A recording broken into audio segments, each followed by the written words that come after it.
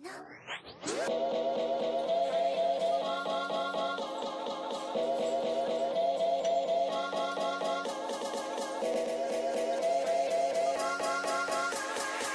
now for my next number, I'd like to return to the classics.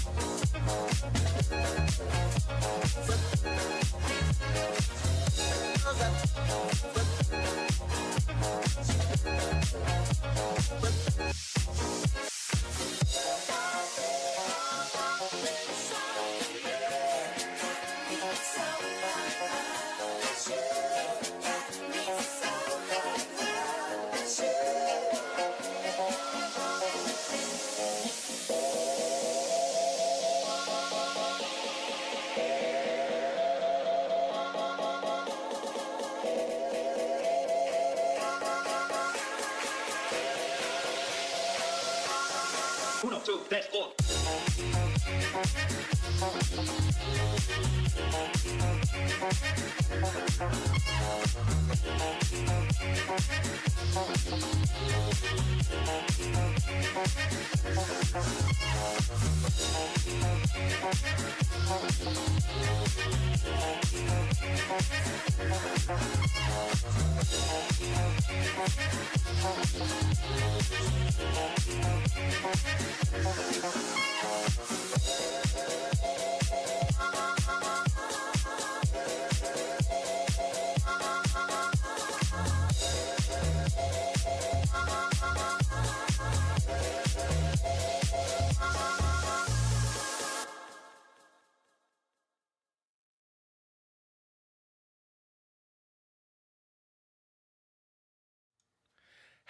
Hello, everybody. Hello, hi. Welcome to another exciting episode, well, hopefully exciting episode of Anime Mondays. I'm your host, Dula-chan, the otaku headless himself, and I have my co-host here, my friendly little, I don't even know what kind of creature he is right now, but my co-host, Brutal. How are you doing, Brutal? Tired. Very Yeah, tired, dude. I I feel have you. so much to do at work. I feel you. Yeah, so we had to start a little bit late because Bruto was asked to stay later, I believe, by his boss. So he had to, and Bruto works a very demanding job. He is quite often like exhausted. So I thank him for coming. Just kind of give you guys a heads up. We may start later than usual next week too, or we might have to do the stream without Bruto, sadly, because he does also do other things outside of doing this, like working on his cars, or of course, like working on his music. So Bruto may take a step back next week, or we may start later and try to come up with a new like time slot for us. So hopefully, we can figure that out. But for now, we have a couple of things we need to discuss. That being the first one, the question of the stream. Brutal, since you're always unprepared for my questions, I have one that I think might knock around in your noggin for a bit. If you could get isekai'd into any of your favorite game, would you? And what game would it be? The obvious would be Blue Archive. So you'd want to get isekai'd in Blue Archive? Yes, dude. Now you realize it wouldn't be exactly like the game. Like the game is an RTS, so obviously you wouldn't be like in an or like you wouldn't be like combat would be RTS. It'd be real. So whatever like enemies or villains you fight in that game would be happening to you. I mean, Hey, at least I got my cleaning and clearing bunny girl's harem. Well, going you don't on. know that. You don't know if you're the pro tag. You just know you're getting isekai'd. So you could be a background character for all you know. Who knows? Do you think you'd be able to riz up any of those girls, Bruto? I'd say my lust would be very empty. Trust me, I'm not much of a rizzler myself. I'm not a riz master, as they call them. As the young kids call them these days. Yep. I mean, they call me the metalhead sensei. I guess you could say that. Which head are you am. referring to? I said I'm a metalhead sensei. Right, which head? I said metalhead. Yes, which head? When I'm in POVing myself as the sensei. Oh my god. Like, yeah, Bruto. Yeah, they must call me the metalhead sensei. Yes, they call you the Meadowhead Sensei.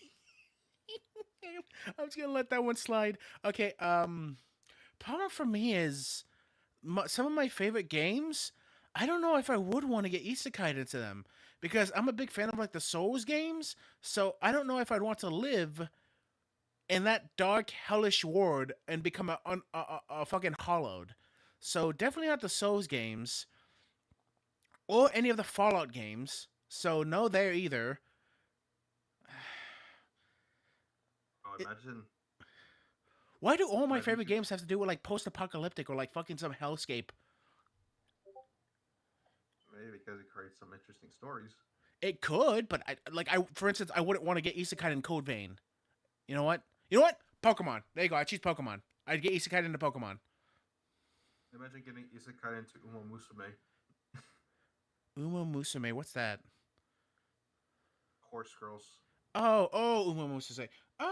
I wouldn't mind that. Their world isn't too different from ours. Like they have the technology. The difference is, horse girls just exist. Now, would I become a horse girl? Depends on how hard you want to fucking race. If I became a horse girl, yeah, I'd probably like take up the rings and try to race in the actual like. Oh, I get to be friends with Oguri. Oh, that'd be so sweet. I want to be her friend. If you were the trader, don't expect them to. No, I wouldn't want to be the trainer. I'd actually want to be one of the actual horse girls. Yeah, no, like don't. If you were the trainer, oh boy, you better not be asking a fucking harem, dude, because they'll kick the shit out of you. Why would I want a harem? Like no, there are no male horses. No, like the trainer. Right, but I'm not interested in that. No, like no, I'm saying imagine that. Yeah, I wouldn't want to get kicked by a horse. Yeah. Oh, I have not put on the music. Trust me, dude. Trust me, dude. We had a horse a long time ago. And my dad, he broke his arm at one point. Ooh, did it fucking hit him directly, or was it like? It hit him directly in his arm. Oh my god, was the pain like instantaneous, or did he go numb? He just broke his arm. Right, but like, was it like, did he actually feel immense amount of pain, or was it like so damaged that it was numb? I don't remember. It was a long time ago. But I remember there was this girl I was seeing in Mexico for a small bit. We were walking through a field, and I saw a donkey, and I was like, "Oh, sweet, a donkey!" And she gripped my shoulder so tightly, it was like, "No, don't go near it. Don't go near it." I'm like, "Wait, why? It's a donkey." And she's like, "No, I don't want to get near it. Can we please walk around it?" And I'm like, she's acting as though this thing was like a fucking jaguar in the jungle, ready to leap on us. And like, I went to my brother because he lives in Mexico, and I went to my brother. He's like, "Yeah, she was freaking out over a donkey." He's like, "Oh no, I understand why she was." I'm like, "Why?" I'm like, "Have you never seen a donkey kick someone? If that thing gets startled or feels like you're a threat in any way, it will fucking lash out at you. It will kick you." I'm like, "Oh shit, really?" He's like, "Yeah," and people have died because of donkey kicks.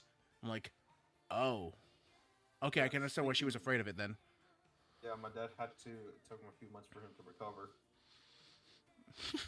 I remember my brother, like, he was telling me, he's like, "Hey, did you know this is when I was a kid, by the way. He told me, "Do you know horses have 3 legs?" I'm like, I have 5 legs." I'm like, "What?" No, what do you mean? Horses don't have 5 legs. He's like, yeah, male horses have 5 legs.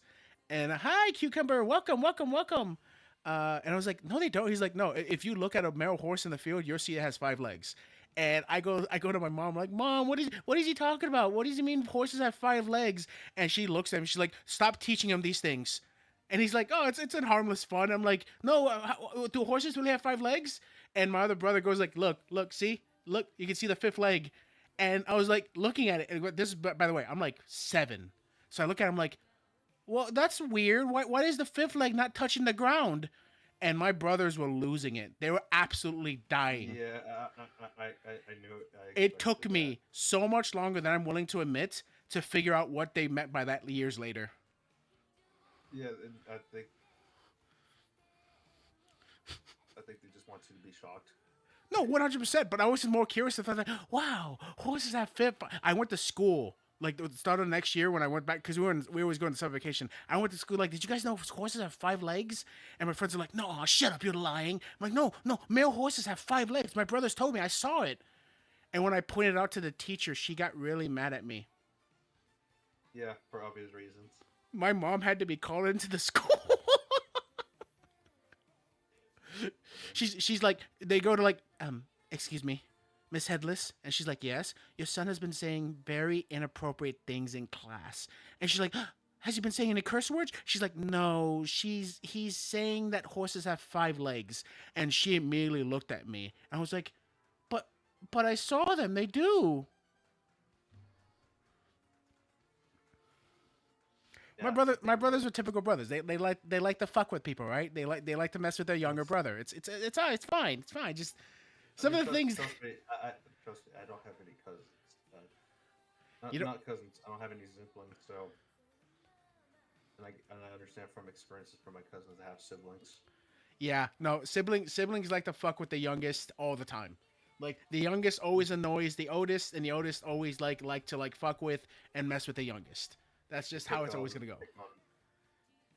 But anyways, I know you are on. Speaking of Uma Musume, Ooh, I did see the movie yesterday with a friend of mine. Because, there's a movie?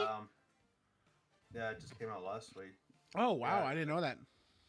Yeah, I just went to see it because I invited a friend of mine too because he's a much bigger fan of Uma Musume than I am. Like, he is super into fucking Uma Musume.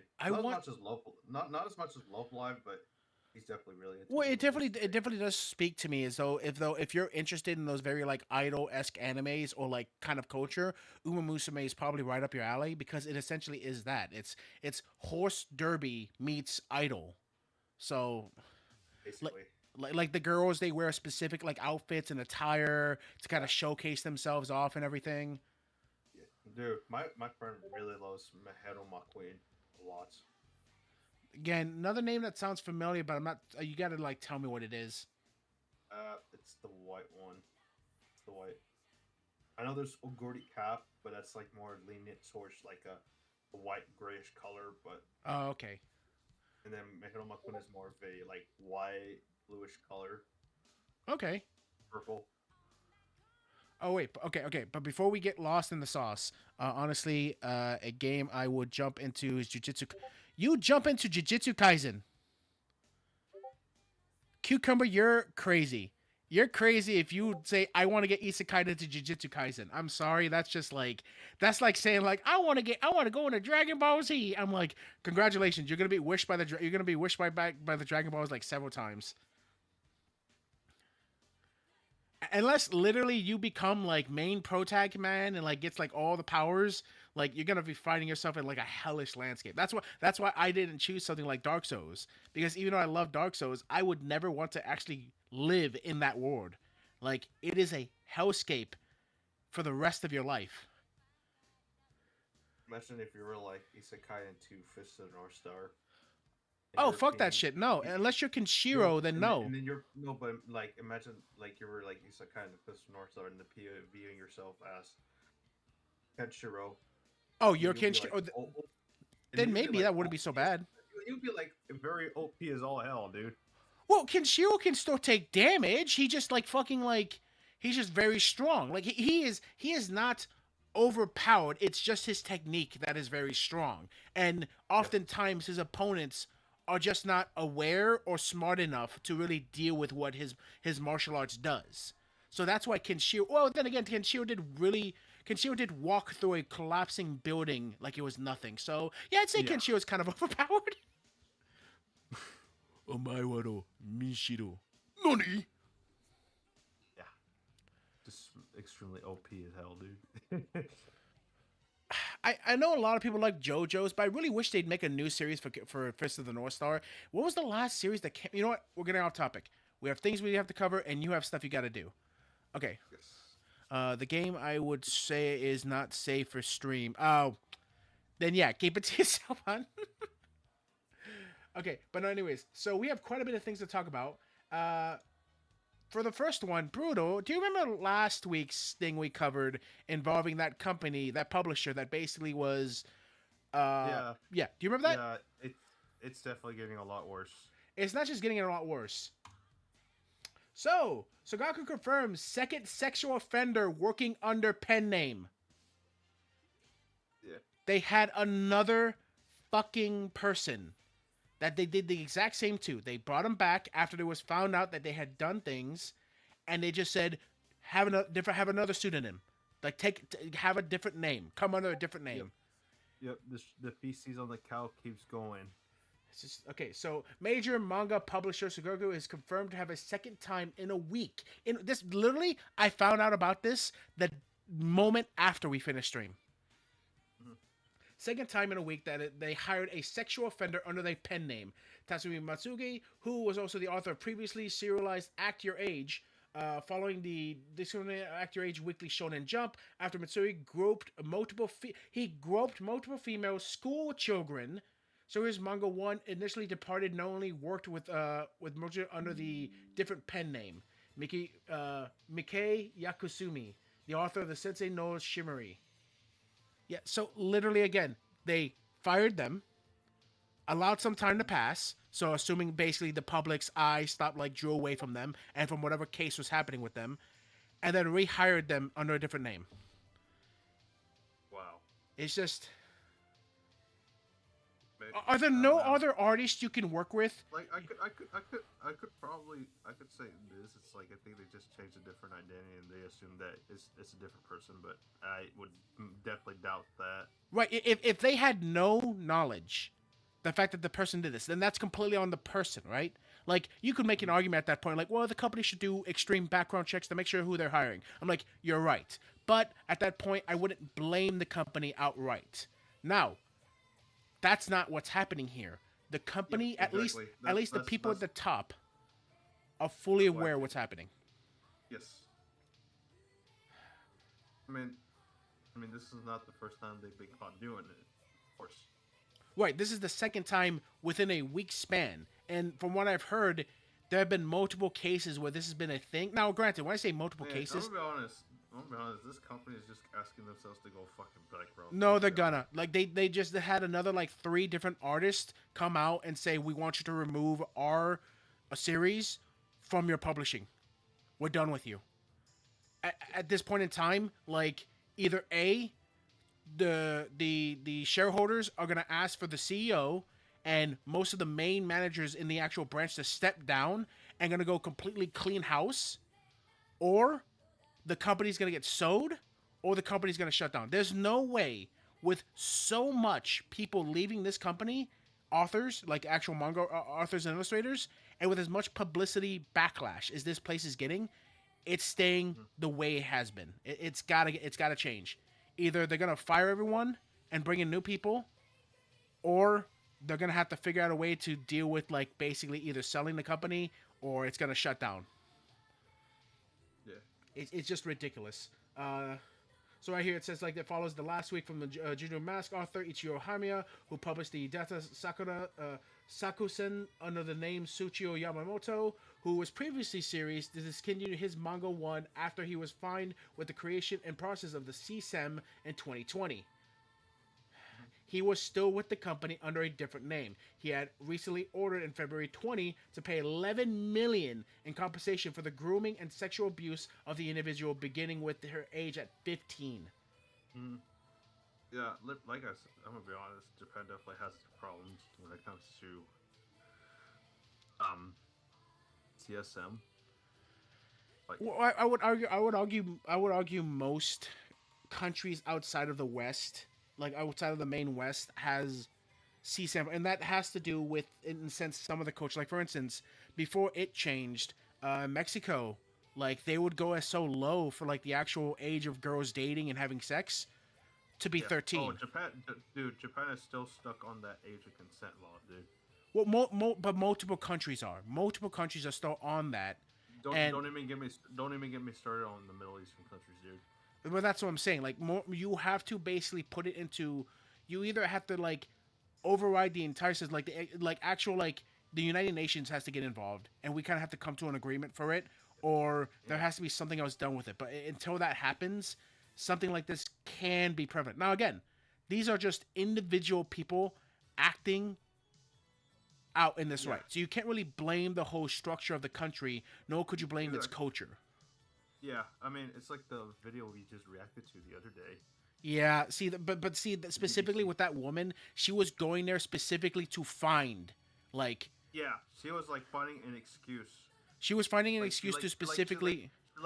she like literally just like interviewed that one guy who like literally did like suggestive photos with the mother and the daughter. Well, not even that. Whatsoever, she was actually talking to the lawmakers who were putting in the actual like, were changing up the actual structure of how they did Yeah. the material. He was giving Like, her all point she, blank all what she they was would. doing, especially with the one photographer who like did like that photo shoot with the daughter and mother. They just cherry picking the bad apples, and then they just assume that it's all of that. It means all of it. Because again, people want to go there and get a story. They don't really care about the the overall implication that could have. What they want is to. I want to get my Pulitzer Prize. I want to get my name in the papers. I want this. There is no Yeah, actual. that definitely really does sound like a tourist, especially in the beginning. She's like, "Oh wow, this is Japan. It's like my favorite country in the world." And then This basically that. she begins like naming out the most like universally known areas in Japan. Like she's never been there. She never went there. She's that was her first time ever going. No, that she's like fucking like she's just like harassing the people too. Yeah, that I think that's where I really started to deject myself away from that video is when she was just running up to any random person and just putting the mic in their face like, hey, did you know about this? I'm like, oh, whoa, lady, calm the fuck down. That guy looks like he's trying to get to work. But And anyways, they calling the police on her. yeah. But so I just wanted to cover that briefly because it was something that happened right after we ended the stream, and I just want to talk about it because it's just crazy the fact that they found someone else that did it in that same company. Now that was probably a more serious topic. This is gonna be a lot more lighter topic, and I think it's a lot more funny. But essentially, Bruto, you're not too familiar with the anime One Piece, right? I don't like One Piece like Oh, at all. Okay, but do you I'm know sorry. anything about One Piece? No, how the fuck am I gonna be familiar with One Piece? If Well, I don't know. fucking like- It's still like One Piece is still one of the most well-known shonen, and that kind of helped is. push anime to American culture. I mean, to America in a sense. yeah, but So I would imagine when you were a kid, you watched a bit of it, right? no, Not even a little. nope. Wow. I started watching a bit in high school. I just could not get into it. Gotcha. Well, I mean, I watched the shit out of it when I was young. I think like I stopped watching after they got to the Whole Cake Island, which I think was around like episode 900 and something. I forgot where. No, I think it was around 800 and something. So I'm pretty far behind where it is currently in the anime, and definitely much more behind where it is currently in the manga, because they're on like fucking Elbath right now, which is the giant homeland. But anyways, so Ichido Oda, the creator of One Piece, did something interesting. So here we have the article from Dexterdo saying One Piece creator hides truth about anime's biggest mystery at the bottom of the sea. Does that have to do with One Piece? Yeah, it's Oda basically got a chest, put the One Piece, what it is, like the actual huge secret that the actual one of the big secrets of the anime inside of a chest, and then he dumped it in the bottom of the ocean. Oh, so that's why it's called One Piece, huh? The One Piece is real. So, One Piece creator Ichido Oda has literally sunk the biggest secret of anime history to the bottom of the ocean, where it will stay until after the story is completed. In a special video released on official One Piece YouTube channel, the One Piece creator is seen writing down the answer to the question fans have asked for nearly 3 decades. What is the One Piece? The page was torn out, folded in half, locked inside a miniature chest, sealed inside a pressure-resistant glass sphere, and then dropped at the bottom of the ocean. It now rests 651 meters below the sea at an undisclosed location where no one, not even the most savvy of pirates, would be able to reach. I want you to remember this article saying that. All right, that's going to be key to this story. So, already, what do you think of that concept? I mean, like I said, One Piece is just not for me. But hey, at least it does sound interesting. Well, yeah, I think whenever the actual author, the creator, gets involved with the fans and wants to do something interesting like this, that's always a welcome Yeah. like a thing for me. Like for instance, it definitely reminds me it definitely reminds me of the way how Scott Cawthon did it. Scott Cawthon did it with his FNAF lore. well, not just Scott Cawthon for me, but like you know Alex Hirsch, the creator of Gravity Falls? Yeah, I remember he did that. Yeah, after the series completed, he showcased a quick image of the main antagonist of the series, Bill Cipher, and as a statue, and then he released on his X, well at the time Twitter, a bunch of coded numbers, and people found out what that code meant, and there was this huge scavenger hunt throughout like many places around the world to figure out where the Bill Cipher statue was, and this took over like I think half a year for the people to actually conclude and figure out where it was. And essentially, they found it in some small remote village in some place, and I think in I think it was Wyoming or no, it was Oregon. Mhm. Yeah, no, I remember people talking about it. no, it was big news, and it was like the last big thing the Gravity Falls community like had, because Alex Hirsch didn't just want to end the series; he wanted to give people something to kind of like look forward to and kind of always continue the future holding of what Gravity Falls is. Like he was really sad the fact that the series ended when it did. He was only given 2 seasons. He actually wanted to go for 3, I believe, at the time. But yeah, so I like it when creators do stuff like this, and Oda has basically done something there. So so that's what Oda did. Here's the quick video that they did. So I'm just gonna play it very quick.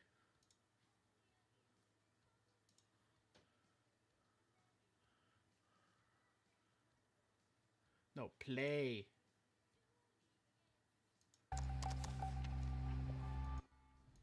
That answer has been determined since the very beginning. So, The secret never written down. by the way, also a little tidbit. People also use this same image right here to figure out some like tidbits and lore. They found out that Oda's actually got like chapters of Elbath right there. They saw a couple of designs of new characters, and they even saw a couple of designs of like the main antagonist of the series. That would be oh my god, I'm forgetting the name. Emu. There, and the people are already speculating what the character looks like. So this is like really big for the actual like One Piece community, and I couldn't be like more happy for them in a sense, because I like it. Like I said, I like it when artists and animators do stuff like this for the fans. Now here he goes, basically writing about the One Piece, and like I said, he puts it in a sealed pressure container inside of a chest. So that's how it looks right there, and then he just drops it off the coast somewhere. Whole story is revealed.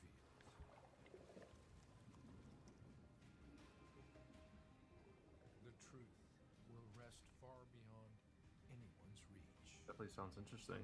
Yeah, it's really cool. And like again, it's supposed to. But it definitely looks like it's gonna be a lot more difficult than the Gravity Falls one. Oh, 100%. The Gravity Falls one was like people used different like kind of like codexes, Morse code, and like they went to places Alex Hirsch has actually visited, and like in places like Germany, I believe in Russia and France, to kind of help locate like a lot of the things. And basically the community themselves from those locations helped out like greatly. The problem here is nothing Alex Hirsch did was out of like the actual reach of any average person. This one specifically, he dumps it inside the ocean. Oh, sorry, I just hit my mic, so sorry. So, but he does this, right? And again, remember what I said here, that and it was dropped at the bottom of the ocean, and it rests 651 meters below the sea level in an undisclosed location where no one, not even the most savvy of pirates, will be able to reach it. So, not but a few hours later, One Piece fans convinced they already found where Oda hid the series' biggest secret. Yeah, there's no way. No, you don't understand the level of autism these guys did. So, One Piece fans think they found the real location, the secret behind One Piece, which Ichiro Oda hid in the bottom of the sea.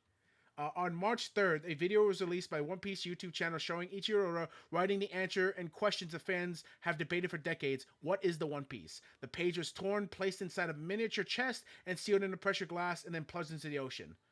So, right, we just went over that. So then,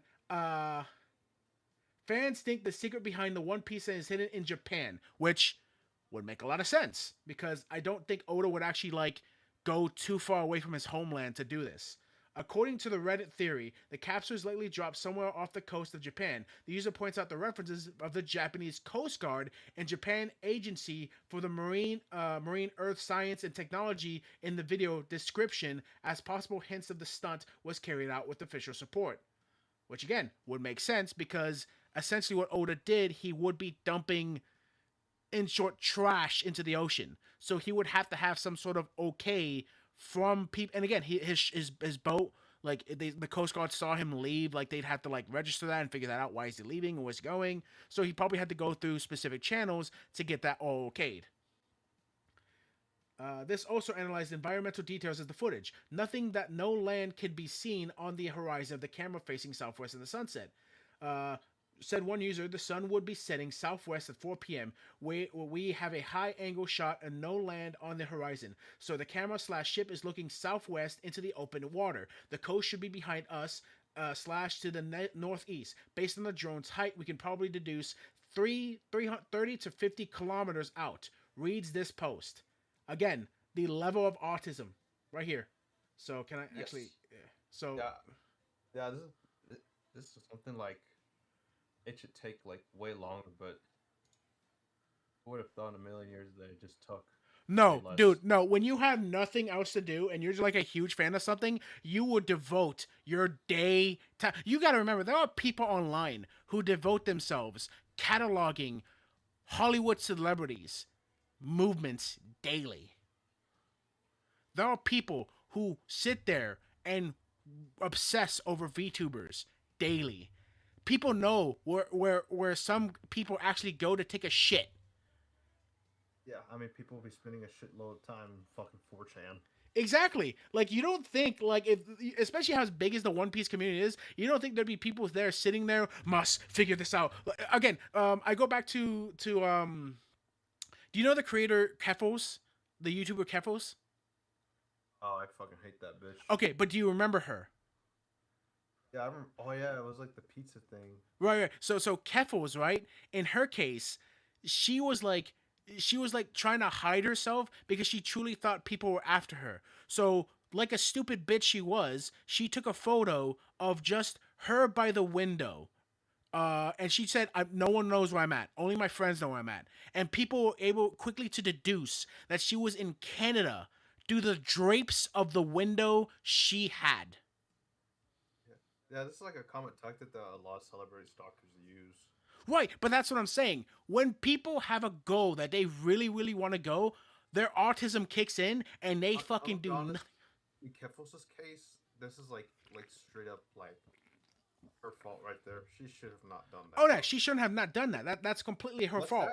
That is such a dumb move. If you say, I'm not gonna post anything, and yet you proceed to post a image of yourself of where you're at, it's no one knows where you're. I'm yeah, that karma's a bitch.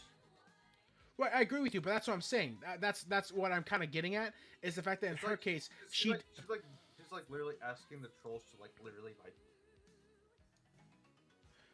I said, I agree with you, but I'm saying people were able to figure that out through the fucking drapes, my guy. That is insane. So okay, so here we go. Possible location of One Piece response. This is by the One Piece spoilers. So right here, the going by the actual ship's design, that the actual Coast Guard colors right there. Let me break this down to you. Huh? Oh, okay, you're muting? All right. Yeah, go ahead.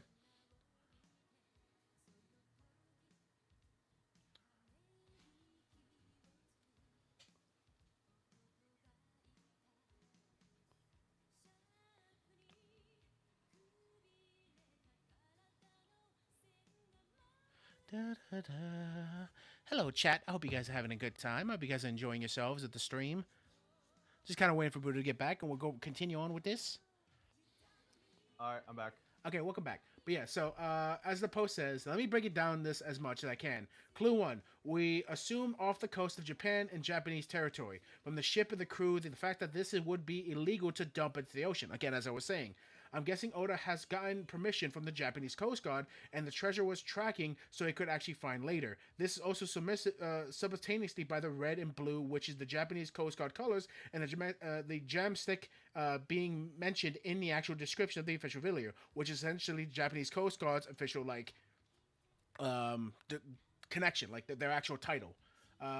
So clue 2, no land could be visible in the actual drop point of looking southwest. And then he goes into detail as I read about the actual the setting of the sun and everything. And clue 3, must be 600 meters in depth, and centimeter isn't self-described. And as the actual thing said, it wouldn't be able to actually sustain itself where it would want, because it would be so much more difficult for Oda to actually grab it later. So it has to be somewhere that basically is deep enough that you would need an actual boat and some sort of scuba equipment, but not so deep you would need an actual submarine or something. So right here it says best guess is Sojigo Bay in Shinjuku, close to Tokyo where Oda lives. Fits all the clues. Easy to get, easy to retrieve. No strong bottom currents. No land could be seen from the looking southwest, and the familiar testing grounds for the gem and stick. Extra notes: the map pieces could be seen just as art pieces, but it could also be real clues. Again, autism power at work. So this guy is heavily breaking down this description, and then people started actually looking it more into it as well, and from there. Just from that, we now have I Show Speed wants to stream One Piece treasure hunt.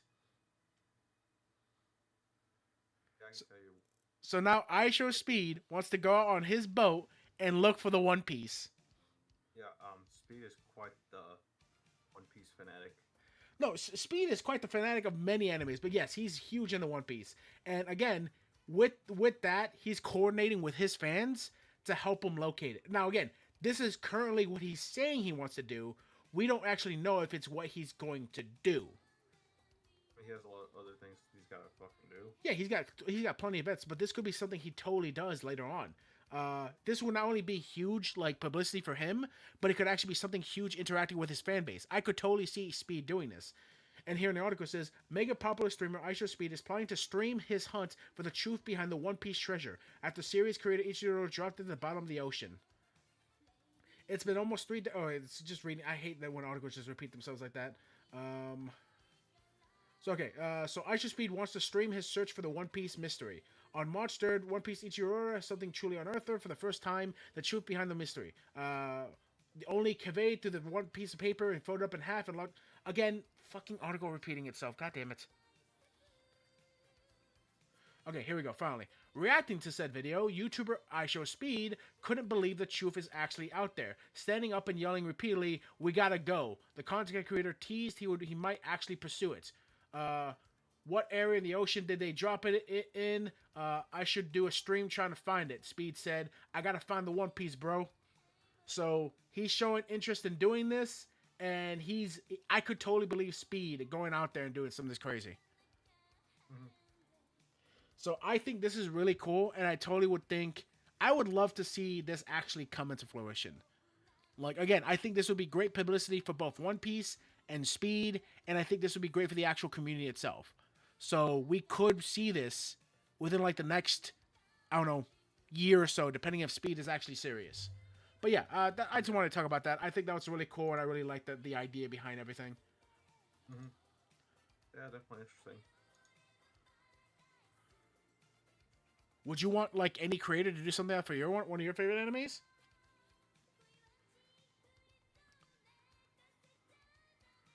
I don't know. You wouldn't want Blue Archive to do something crazy like that? I don't know. Wait, hold up. Buto's yet again gone, guys, so I'm just gonna be sitting here all by myself. Don't wanna be all by myself anymore.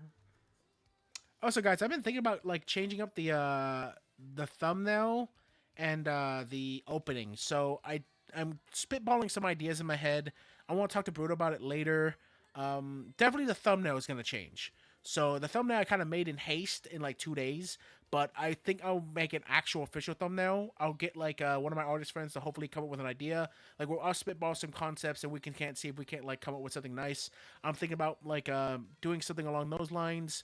I definitely want the opening to change too to kind of fit more of the actual comedic yet kind of like seriousness we can take on this show. I'm not sure.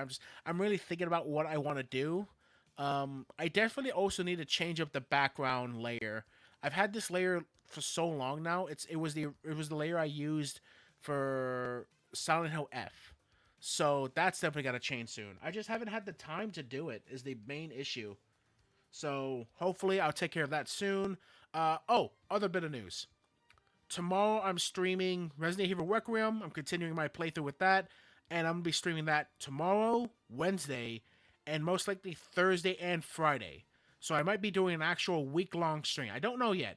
I'm not giving any promises, but I know for a fact I'm going to be streaming it tomorrow, and I'm also going to be streaming it at the very least one more time this week. My goal is to try to stream it as much as I humanly possibly can. The only problem is I want to give time to working on content.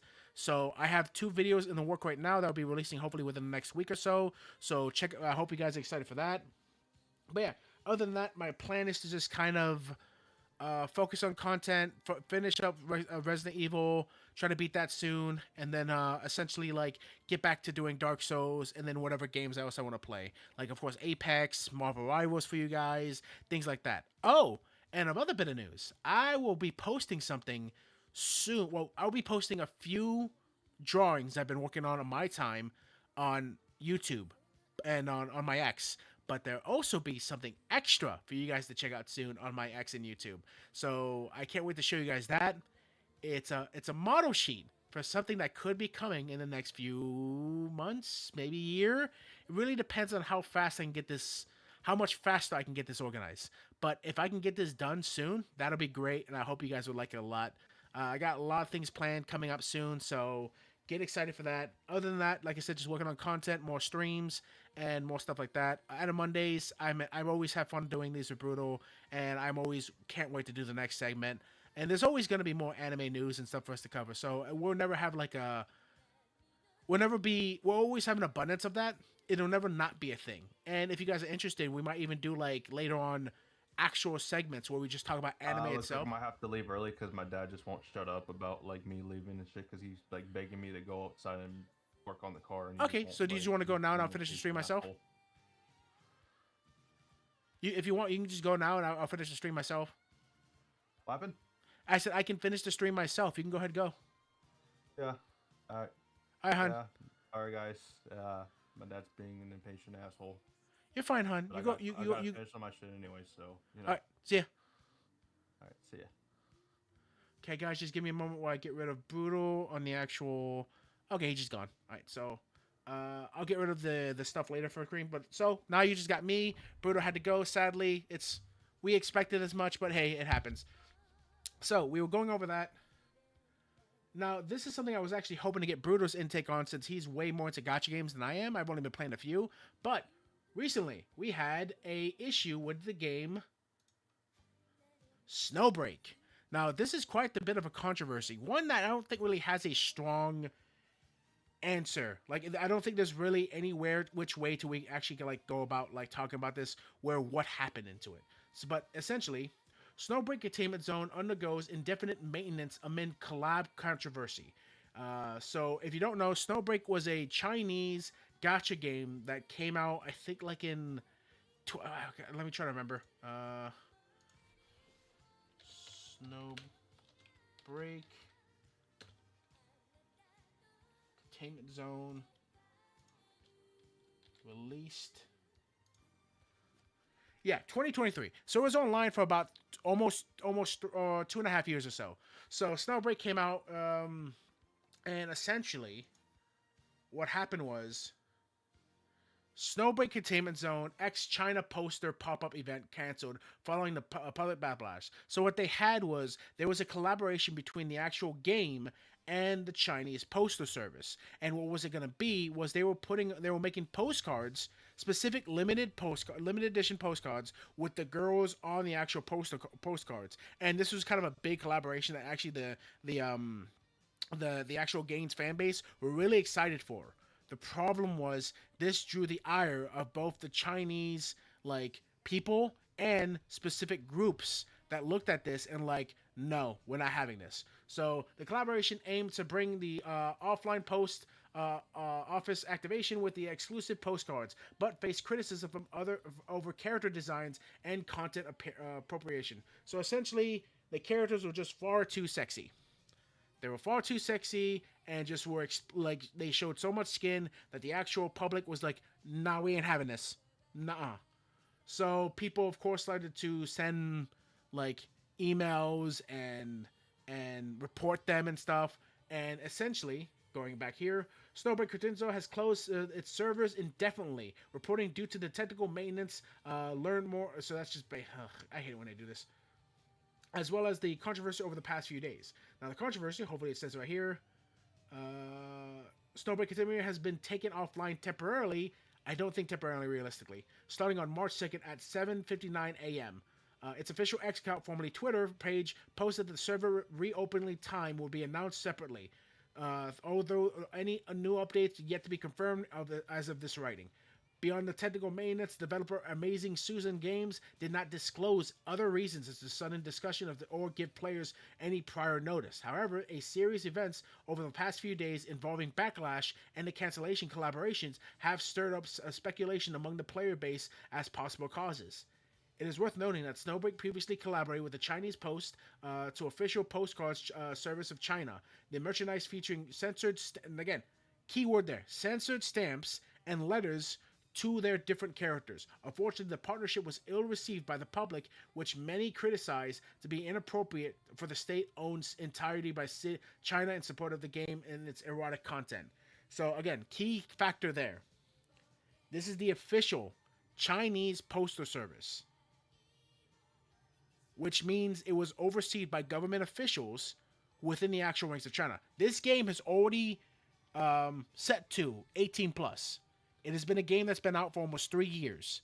So everything about this game was already kind of well known within the sphere of what most would say is the actual the media in a sense. So even if a normie didn't know, the people who okay the games, the internet and everything in China would know of this game's existence, especially one so popular in their country. So it's not like the actual companies that were involving themselves in with this game didn't know what this game was about. That'd be ridiculous to say. But regardless of the fact, the public, of course, didn't know so much about it because many people aren't gonna sit there and know everything about people are normies, right? They're not gonna know anything about anime. They're not gonna know anything about games. It's fine. That's understandable. But when it comes to China, China is specifically very. What's the best way to describe it? Very open about their discomfort, distaste, and almost hatred for explicit nudity or close to it. Even if you have something that says 18 plus, many of the actual people in China, because how their culture is, do not like seeing scantily clad men and women of either gender, essentially. So basically, hostile toward the game amplifying online to the point where it became a leading topic of conversation on Tibia, China's largest internet forum equivalent to Reddit. Ultimately, the China Post had to end the collaboration and external pressure. The controversy stunted the cancellation, as well as the public scrutiny swarming SnowBreak itself, with significant amount of Chinese news outlets reporting the incident. So, China's own publications, their actual news networks, started to even report this on local and even nation news. So basically you have a combination of the event gets canceled because people don't like the fact that these characters are being put on postcards, and then you have actual Chinese reporters and media pundits talking about this. So this drew even more of the public's ire over this game.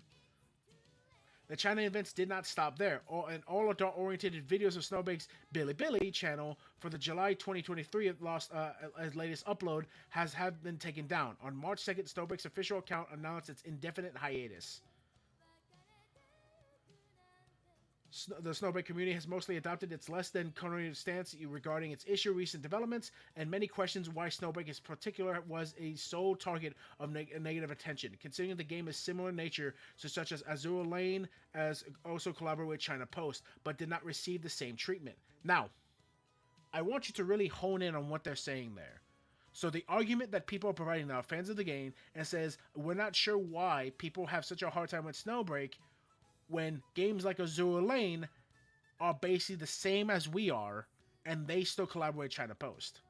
Now, I haven't seen what the postcards are going to look like, so I can't really say one-to-one how censored it was. The problem is, I know about Snowbreak.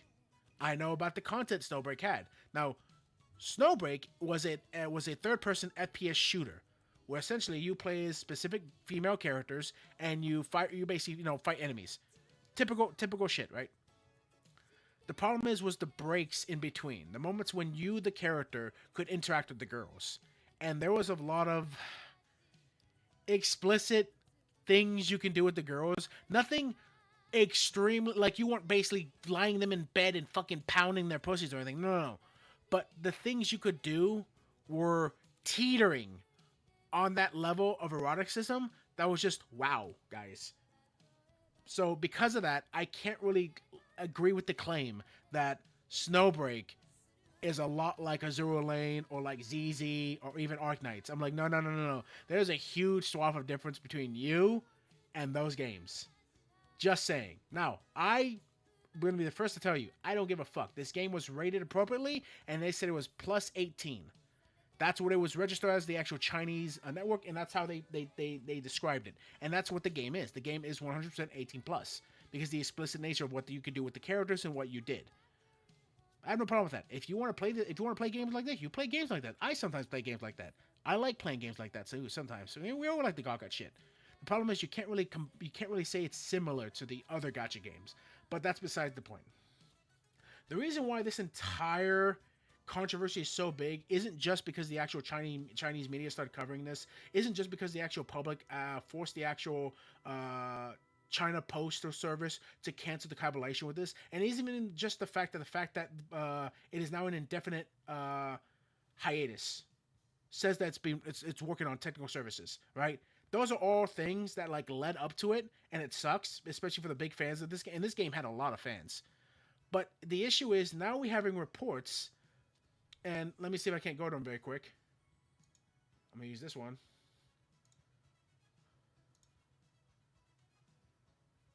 So right here. As Chibi Review states here, upon researching the Snowbreak situation, the radical feminist group that got the game taken down with indefinite maintenance has appropriately set their sights on Blue Archive, Nikkei, and Arknights to try to take them down too. So, the reason why I go to Chibi's post is because he's probably one of the more prominent people who have actually talked about this, and has stated that essentially a radical feminist groups in China and other locations helped pressure and sink their claws into this. So they're partly the reason why this game was taken down. And from the evidence that I've seen, it has just been random posts on places of like basically China's own Reddit, because they don't actually use Reddit over there. They have it said it right here in the article. Where the fuck was it? I want to make sure I get the name. Tiba, that's their Reddit, essentially. Pushed for this shit. Now, you could always have people come out, like again, Collective Shout, right? Collective Shout is a well-known feminist orientated group that basically pushed for the reduce or just straight up Steam and other like web streaming game sites to either get rid of or heavily hide lewd games on their actual site. So basically like games like let's say like Arknights and stuff, right?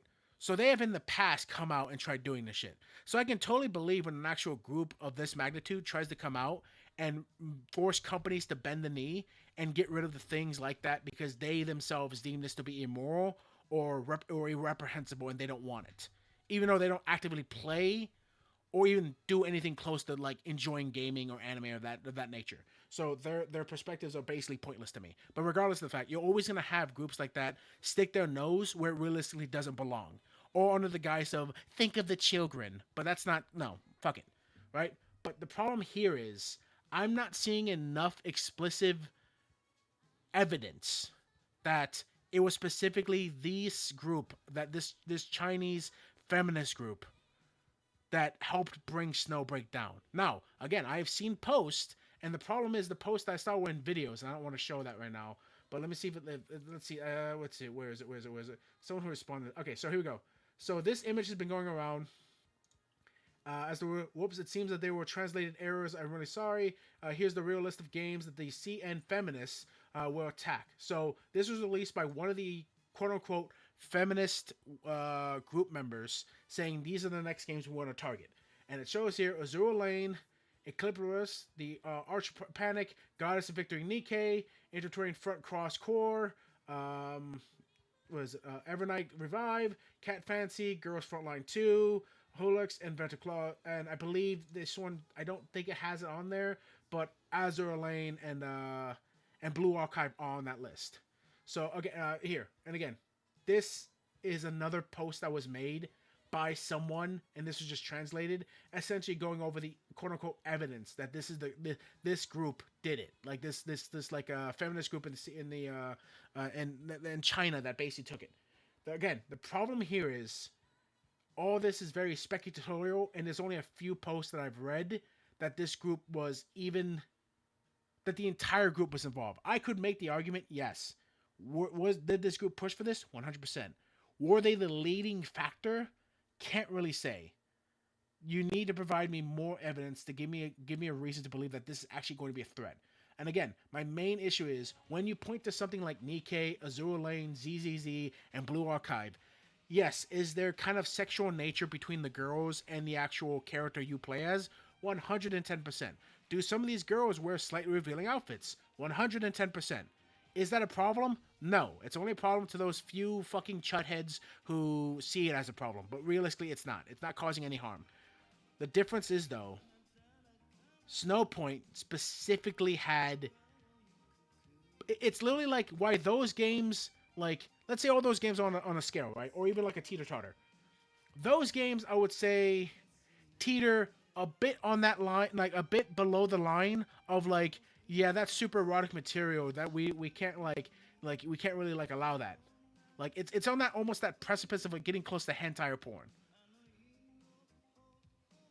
SnowBreak literally was just barely below that line. It was just it's like literally like a centimeter away. If you would actually know anything about SnowBreak and you've seen any of the actual content that's in that game, aside from the actual FPS gameplay, when you're actually interacting with the girls, you can do some very explicit stuff with them. Nothing that actually involves, like, you know, again, fucking them. But there's literally a scene I was watching where one of the girls got into a cat position and the character started to essentially rub her ass in a very revealing outfit. Like, you couldn't see nipples or you couldn't see her vag, but you could still make out what was happening. And again, I don't have a problem with this. I want to reiterate, I don't have a problem with the fact that that's a thing people enjoy to watch and do. That's fine. The problem is that is way more explicit than anything the other games are doing. You can't compare a game like ZZZ to something like SnowBreak. It just doesn't happen. So, again, these people making this argument, I could understand they're probably upset the fact that Snowpoint, this happened to Snowpoint, and especially nowadays where we have censorship out the wazoo, and you have places like the UK and United Nations who want to do stuff about anime, and they think it's very that Japan should be more heavy on censoring and yada yada yada yada. Oh, that stupid shit. I think all that shit's dumb. I think you should allow companies to work within the actual confines of whatever the government allows, and only apply restrictions where they see fit. In this case, though, the company really did teeter on that line from going from, okay, this is safe for work material, versus I would never want anyone to walk into my room while I was playing this game.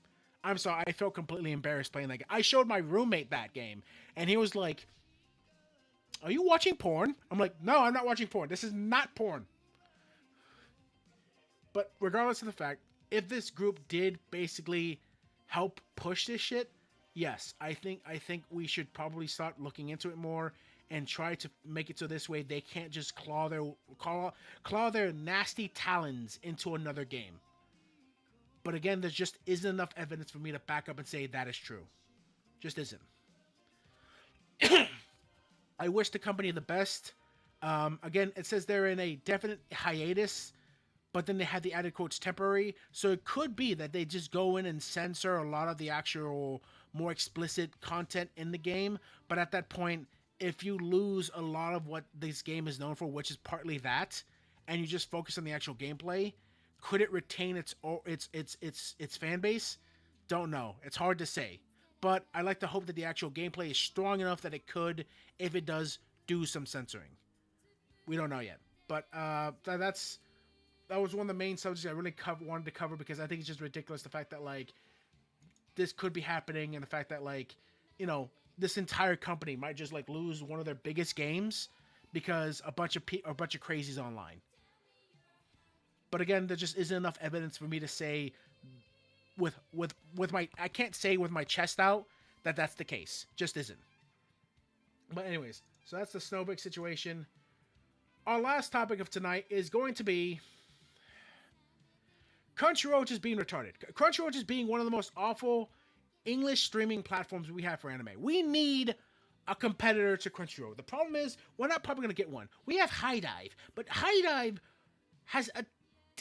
is just, not only is their selection of anime much more lower than that of actual Crunchyroll and even like something like Hulu or Netflix, but even though they themselves do their in-home house dubbing, they don't do it fast enough to actually like you, for every like one dub they get, Crunchyroll has already gotten like 20.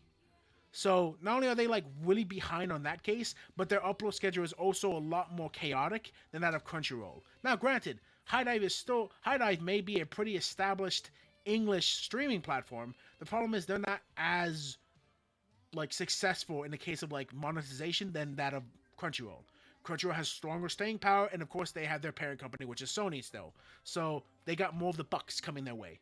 Now, you would think with a company with that much backing, that much actual fortitude, and that many actual people who use your system, they'd be a little bit better about stuff. But no, as always, Crunchyroll did something stupid. And in this case, Crunchyroll sued over allegedly leaking fans' anime viewing secrets after $16 million settlement. Crunchyroll is in hot water over allegations that shared their users' information with the marketing company leading the class action lawsuit. Crunchyroll has been hit with a new class action lawsuit that claims the anime streaming service knowingly disclosed users' private viewing habits to the marketing company called Braze. Per the Anime Corner, the pontificates argue that the actual Crunchyroll shared their professional information, including email addresses, device IDs, and anime streaming history recorded by Crunchyroll app, with a third-party company without the consent. Previously, Crunchyroll settled a similar lawsuit that alleged violated the Video Privacy Protection Act, VPPA, in 2023. The $16 million settlement involved the user's Facebook Pixel tool. At the time, Crunchyroll agreed to refrain from such tracking practices. Again, they were hit with this lawsuit back in 2023. That basically was the same shit. They were selling your information to Facebook, so this way Facebook can fucking like advertise more of that shit onto your social media. And they're like, we won't do it again. We're sorry. It's literally the South Park joke. We're sorry.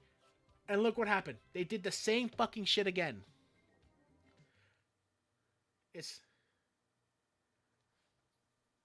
At one point in time, Crunchyroll was seen as like the go-to in-between for English anime viewers. I'm not even talking about when they were the actual, just like the pirated site they used to be way back when, like in like 2008 and shit. I'm talking even after that, once they actually became their own established platform for streaming for anime. When they were competing alongside Funimation. At one point in time, people actually saw Crunchyroll as like a bastion for like English viewers. But now that we actually are getting more and more distribution from Japan directly, like it becomes less and less apparent that we don't actually need places like Crunchyroll. Hell, and then again, their CEO complains about like fucking piracy. I'm sorry, but people are gonna pirate because they don't trust you as a company. Why would they? Why would they trust you as a company when you're doing shit like this? So the class actually accused Crunchyroll of violating the VPPA by embedding software that would marketing company Braze in the anime streaming app. Through Braze app development tools, which support custom operations such as marketing via in-app notifications, messages, and email campaigns, Crunchyroll disclosed private user information to this third-party company early of 2022. This shit went back to 2022. Oh my god. I didn't read the whole article. I just read some of it to get ready for stream. As explicitly stated in the Commercial Research Service Library of Congress, the Video Privacy Protection Act in 1988 amends that the Federal Crime Code prohibit with certain explicitations of disclosed video rental records containing personally identifiable information. Again, I tell people this all the time. I don't have a problem with pirating.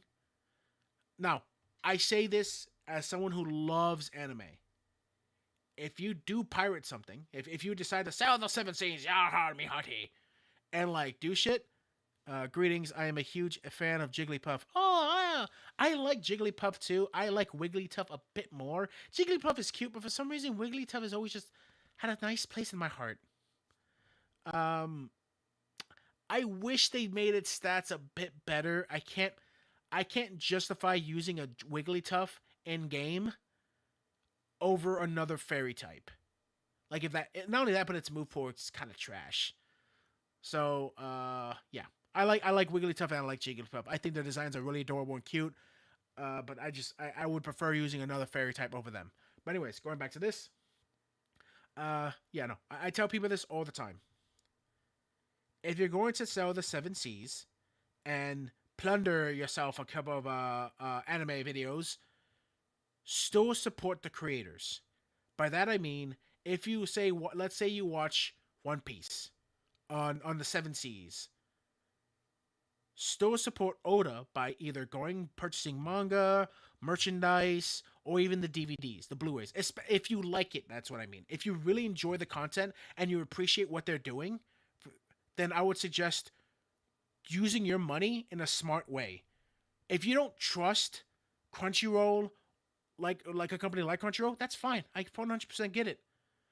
Then basically support the creator in a different way. Make sure your money is being put worthwhile to continually support the actual content you like.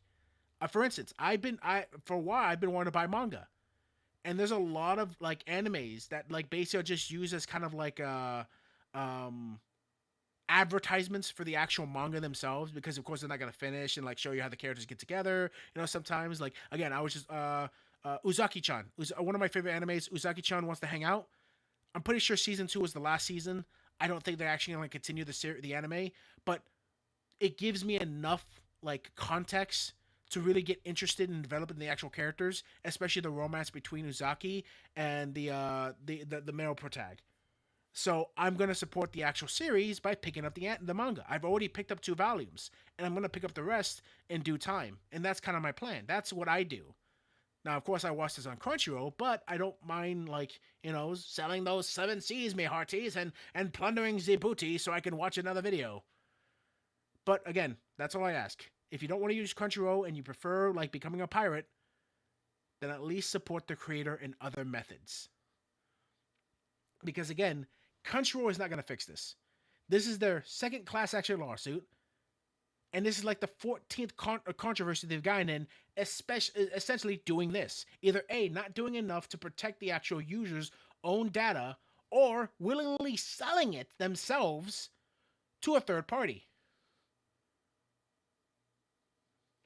That's all I'm going to say on that matter. And essentially, I think that's kind of it. Just kind of Crunchyroll sucks. Like, I wish High Dive was better, because there's a lot of there's some pretty good animes on High Dive. Like Eminent Shadow is really popular. I like personally Farming Another World. You got of course like Danmachi, which is of course picking up girls in a dungeon. You got Oshino Ko, even though season 3 is already out on Crunchyroll. I'm hoping they'll get more. You got Ragna. Call of the Night. Call of Night's becoming really popular on there, and I'm pretty sure that's getting confirmed for season 3. And of course, Netflix, they have their own exclusive ones too. I'm excited for it. I'm working on a video right now for Dorahiro. Like that anime is great. I'm gonna be picking up the manga for that too. I just wish they had more established animes on there, more so than Crunchyroll, so I can support them more so than I could Crunchyroll.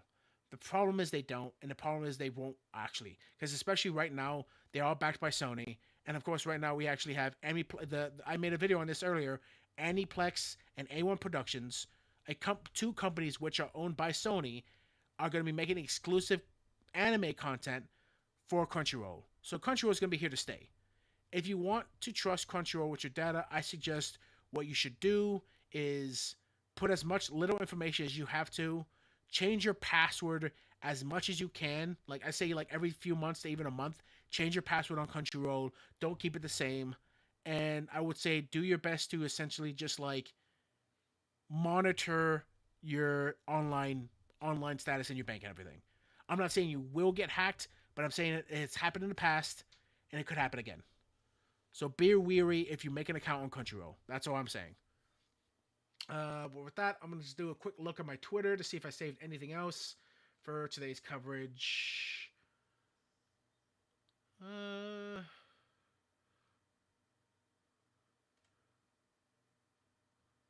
No, I think that's about it. I've covered everything I wanted to today. Okay, yeah, no, that's it. Wow. We went through this one. I'm sad that Buddha couldn't stay for the entire thing, but I think for everyone who did stay here to watch the chat, I thank everyone who checked out this episode, and I thank everyone who enjoys the content. As always, as I explained at the beginning of the actual stream, I don't know if we're going to be streaming every time around this time or what's going to happen. Bruder works long hours, and he's very tired when he gets home sometimes, and he doesn't have time to do stuff. Like right now, he had to go work on his car with his dad, so that's what he did. So hopefully, if we do another anime stream, we might have to change up the time, or I might have to sometimes I might not have Bruto with me as my co-host to do it. But until then, guys, I thank you guys so much for stopping by. We have Resident Evil Requiem for tomorrow's stream, and then I'm going to be streaming again either Thursday, Friday, or Wednesday this week. So expect more streams from me, and expect more videos to be dropping soon, sometime next week, for more anime content. And as always, guys, as I say this every time for you, I don't care where you guys are on the ward. I don't care what time it is for you guys in the ward. I want you guys to have a good morning, a great afternoon, a beautiful evening, and a blessed night. Stay safe, guys. Love y'all. Bye, and be well.